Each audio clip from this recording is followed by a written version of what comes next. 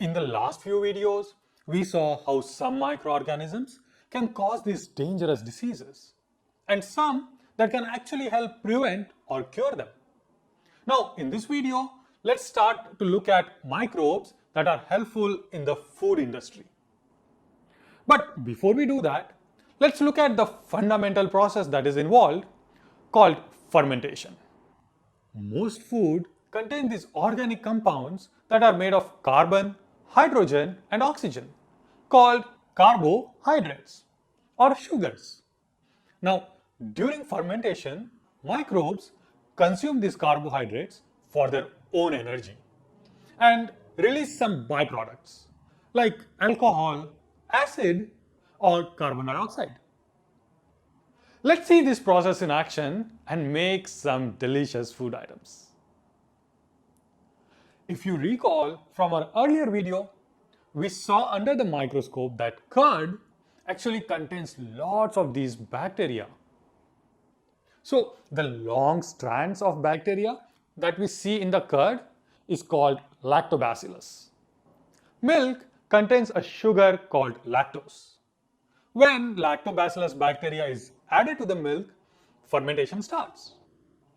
Now the lactose is consumed by the bacteria, and in the process it releases lactic acid as a byproduct. The acid gives the sour taste to the curd. It also actually reacts with a protein in the milk, breaking it down and then form a network or chain of these smaller proteins, which results in the semi-solid gel-like creamy texture of the curd. So that is how curd is produced, by adding bacteria to it. Another tasty product of milk you probably like is cheese. This is also the result of microbes breaking down lactose in the milk. Now, it is a little bit different than curd because we add a different bacteria when compared to the curd. So, let's look at few more foods like idlis, dosas, and bhaturas. If you have observed idli or dosa batter being made at home, you might have seen this, that after the ingredients are made into batter, it is left overnight in a warm place. Now, during this time, bacteria that is all around starts fermenting the batter. The byproduct of this is actually release of carbon dioxide and lactic acid. Now, when cooked at high heat, these gases are released, creating these tiny pockets and bubbles that make for a very soft and fluffy idli. Now, also, the lactic acid that is left behind is the reason for the nice and sour taste. In other dishes like rava idlis and bhaturas, actually curd is added to start the fermentation process. Okay, finally, let's look at another microbe called yeast, the star ingredient in two large food industries, bread and alcohol. Now, if you recall, we saw that when we added yeast and sugar to warm water, it started to consume the sugar and reproduce very rapidly. During this, it released again two byproducts, carbon dioxide and in this case, alcohol. Now, let's see how we can use both of these. Let's start with bread first. When we mix this with flour to make the dough, the carbon dioxide gas again gets trapped in the dough, resulting in almost doubling in size. And when we bake it, like we saw with the idlis, the gas that is trapped is released. And all the alcohol just evaporates, leaving behind this nice, fluffy, and soft bread. Here we use the carbon dioxide that is released to make the bread. But remember, there is one more byproduct of this process, and that is alcohol. So yeast is actually used in making wine and other alcoholic beverages too.